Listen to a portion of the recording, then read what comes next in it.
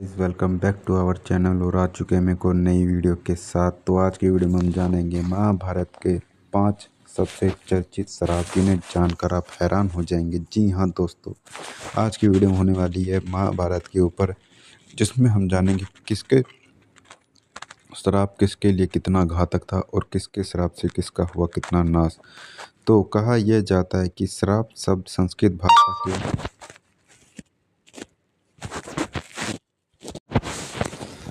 शराब का अपभ्रंश होता है। शराब को उर्दू में बद्दुआ देना कहते हैं, जो अंग्रेजी में कर्स कह सकते हैं।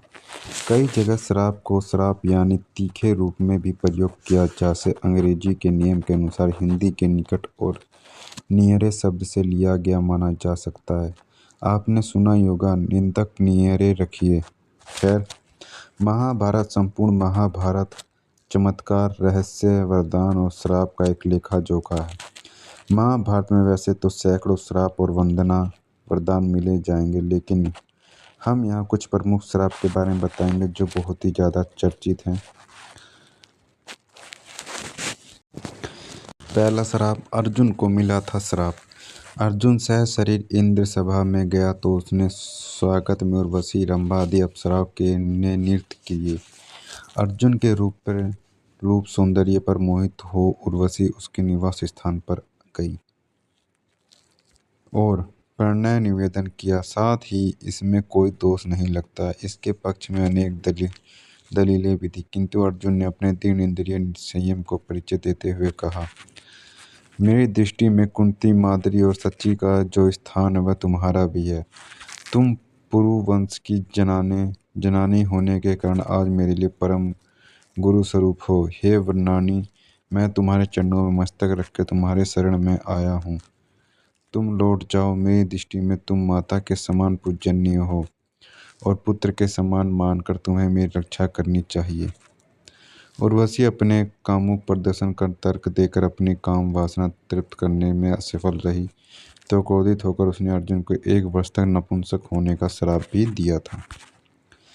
दूसरा श्राप था श्री कृष्ण के वंश के नाश होने का। जी हाँ दोस्तों, धर्म के विरुद्ध आचरण करने के दुष्परिणाम स्वरूप अंत में दुर्योधन आदि मारे गए और कौरव वंश का विनाश हो गया। महाभारत के युद्ध के पश्चात सांत्वना देने के उद्देश्य से भगवान श्री कृष्ण गांधारी के पास गए। गांधारी अपने 100 पुत्रों की मृत्यु के शोक में अत्यंत व्याकुल थी।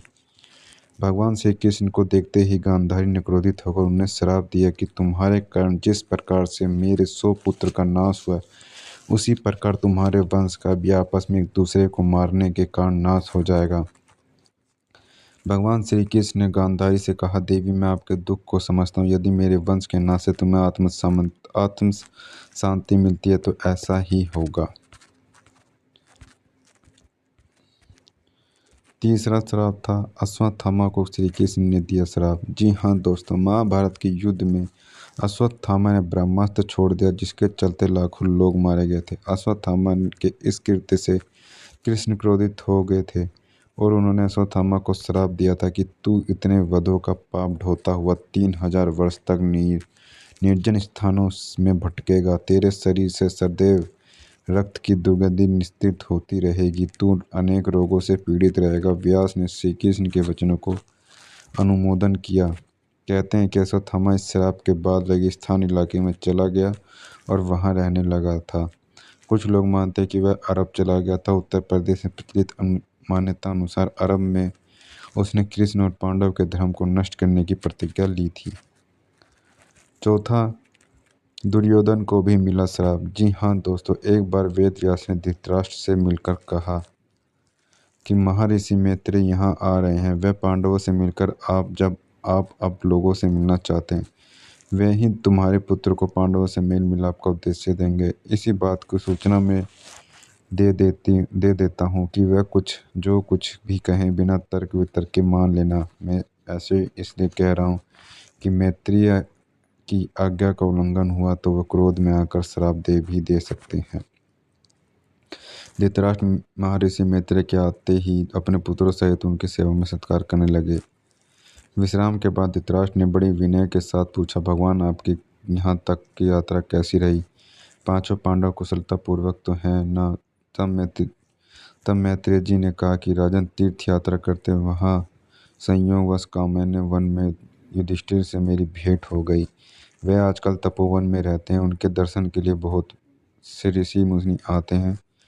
मैंने वही सुना है कि तुम्हारे पुत्रों ने पांडवों को जुए में धोखे से हराकर वन में भेज दिया। वहां से मैं तुम्हारे पास आया हूँ। उन्होंने धृतराष्ट्र से इतना कहकर पीछे मुड़ते हुए दुर्योधन से कहा कि तुम जानते हो पांडव कितने वीर और शक्तिशाली हैं। तुम्हें उनकी शक्ति का अंदाजा नहीं है, इसलिए तुम ऐसी बातें कर रहे हो। इसलिए तुम्हें उनके साथ मेल कर लेना चाहिए। मेरी बात मान लो, गुस्से में है, अनर्थ मृत्यु कर लो। महर्षि मैत्रेय की बात सुनकर दुर्योधन क्रोधित आ गया। वह व्यंग्यपूर्ण मुस्कुराते हुए पैर से जमीन कुरेदने लगा और हद तब हो गई जब उसने अपनी जांघ पर हाथ से टाल ठोक दी। दुर्योधन की यह उन्नतता देखकर उस महर्षि को क्रोध आया। तब उन्होंने दुर्योधन को श्राप दिया कि तू मेरा तिरस्कार करता है, मेरी बात शांतिपूर्वक सुन नहीं सकता। जा उदंड, जिस जंगा पर तू सुन नहीं सकता